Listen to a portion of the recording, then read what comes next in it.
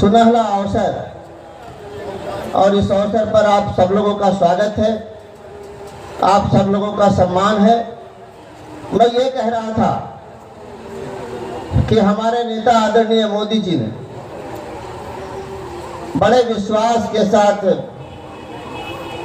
मनोज बाबू पर भरोसा जताते हुए उस चैलेंजिंग स्टेट का लेफ्टिनेंट गवर्नर की जिम्मेवारी इनको दी और पूरी सफलता के साथ जब इन्हें वो जिम्मेवारी मिली उस समय कश्मीर में रोज पत्थरबाजी होती थी, केवल पत्थर ही चलते थे।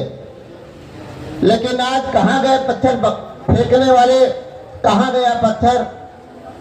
तो इन्होंने जो गाजीपुर की धरती से पैदा हुआ यह लाल और बीएचयू में मेरे साथ ही महत्व है, बहुत ही पवित्र माना जाता है। जब नवरात्रि की सप्तमी तिथि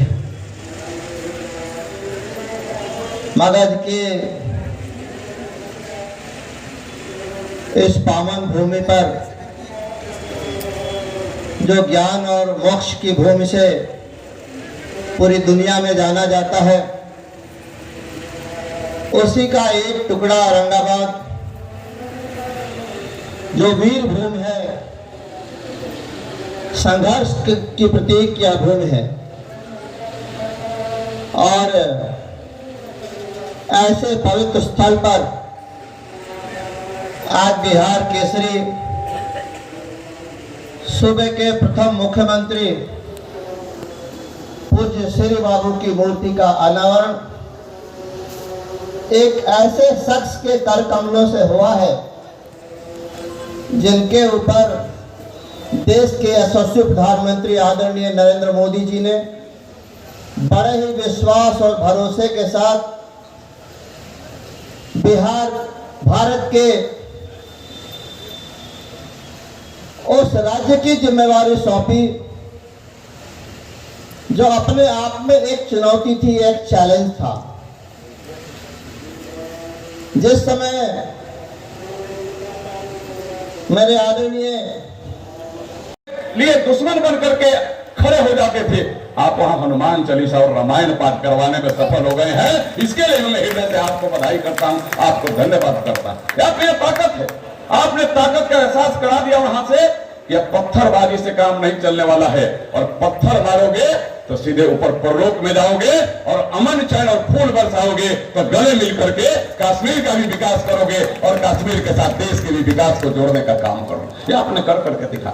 मुझे इसे आपके भविष्य यह अद्वितीय कार्यक्रम है, जिस कार्यक्रम में स्वयं में लेफ्टिनेंट जनरल इतने दूर से जम्मू कश्मीर से चल करके अपने बीच में आए हैं और एक ऐसे काम पीछे देखने दीजिएगा लोगों को, थोड़ा जो इसे राज्य के थोड़ा इधर उधर हो जाए। प्रथम मुख्यमंत्री जिन्होंने पूरे राज्य की विकास की परिकल्पना रखने का काम किया, उनके मूर्ति का अनावरण मैं उससे चरणों में मैं निवेदन समर्पित करता हूं, जिनके मूर्ति का अनावरण श्री कृष्ण बाबू के मूर्ति का अनावरण हुआ और जिन लोगों ने इस मूर्ति का अनावरण के अपने डायरेक्ट इनडायरेक्ट किसी तरीका से सहयोग किया, वैसे लोगों के प्रति भी मैं सम्मान और उनके प्रति अपनी शुभकामना व्यक्त करता हूं।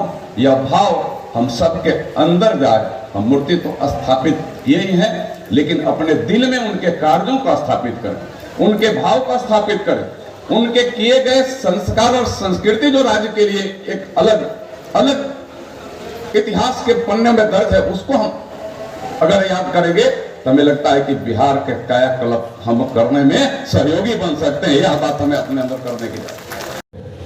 तो मुझे लगता है कि उदासी और पराजय यहाँ ज्यादा दिखाई पड़ती है।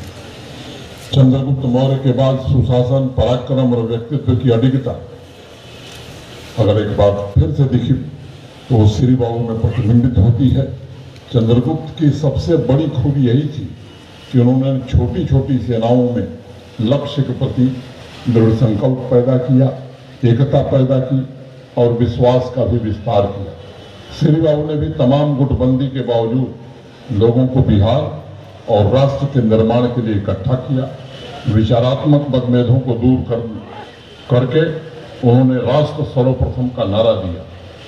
वो बार बार कहते थे कि जब करोड़ों जनता के लिए स्वतंत्रता को वास्तविक बनाने की जिम्मेदारी हम लोगों पर आई है, उस स्थिति में एकताबद्ध होकर उनकी सेवा के लिए काम करना ये हमारा परम दायित्व है।